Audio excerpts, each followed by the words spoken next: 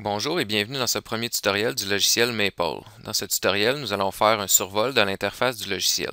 Donc à l'ouverture du logiciel, voici ce que l'on voit. On peut apercevoir en haut la barre de tous les menus, ensuite la barre d'outils et sur la gauche les palettes. Je vais revenir sur les palettes un petit peu plus tard. En bas, nous avons la barre d'état et finalement la feuille de travail. Cette feuille de travail, elle sert à entrer différentes commandes pour le logiciel. Elle peut aussi servir à insérer du texte qui expliquera éventuellement certaines commandes que l'on va effectuer. Juste au-dessus de la feuille de travail, il y a aussi la barre contextuelle. Cette barre nous sert à donner l'état dans lequel notre curseur est. Donc, par exemple, ici, nous avons l'onglet Math qui est en gris, ce qui veut dire que notre curseur est prêt à recevoir une commande Maple qui pourrait être aussi simple que 2 plus 3 par exemple. Quand on appuie sur Entrée, le résultat est calculé et nous apparaît en bleu. Si on veut insérer du texte dans la feuille de travail, c'est assez simple. Il suffit de cliquer sur le T ici en haut dans la barre d'outils. À ce moment, le curseur se retrouve sur une ligne de texte et je peux par exemple écrire tutoriel Maple. Et par la suite, je peux l'éditer avec la barre contextuelle. Donc on remarque que le curseur est en mode texte ici et je peux par exemple sélectionner le texte, changer la grosseur, je pourrais le mettre en caractère gras, centré, ainsi de suite. Je vous recommande fortement de ne pas jouer avec le menu qui est ici à gauche et de garder ce que le logiciel vous donne par défaut.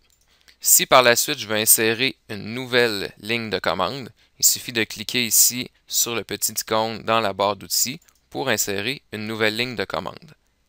Si on regarde maintenant les palettes sur la gauche, donc il y a différentes palettes qu'on peut regarder. Par exemple, expression, ce sont des fonctions qui sont souvent utilisées dans le logiciel qui nous permettent de faire des raccourcis. Donc ici, nous avons par exemple une dérivée, une limite. Si vous remarquez, lorsqu'on place le curseur au-dessus d'une commande, par exemple ici la racine carrée, donc SQRT nous dit que c'est la commande qu'on pourrait écrire pour faire la racine carrée. Donc si je clique ici racine carrée, je mets 9.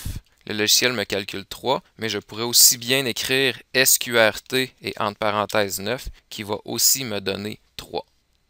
Il y a d'autres palettes qui peuvent être utilisées. Par exemple, symbole courant contient les constantes pi, e, le symbole infini, des symboles plus grands, plus petits, et ainsi de suite. Et il y a aussi moyen de construire des matrices, donc je vous invite à observer un petit peu les différentes palettes. Pour terminer, je vous recommande de sauvegarder régulièrement votre travail. Il y a plusieurs façons de faire. On peut tout d'abord cliquer sur Fichier et enregistrer. On remarque qu'il y a aussi un raccourci clavier, CTRL S, ou encore on peut cliquer sur la petite icône de disquette ici pour enregistrer. La première fois qu'on enregistre, il y a une fenêtre qui s'ouvre à nous et qui nous demande à quel endroit on veut sauvegarder notre document. Pour éviter toute forme de plagiat, il est préférable de sauvegarder soit dans son répertoire personnel ou sur un média externe tel qu'une clé USB. Donc, vous choisissez le nom du document.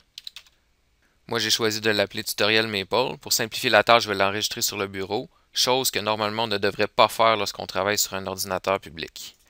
On remarque ici que mon document est bien enregistré, donc sous le nom tutorielmaple.mw. Voilà, c'est un bref survol de l'interface du logiciel.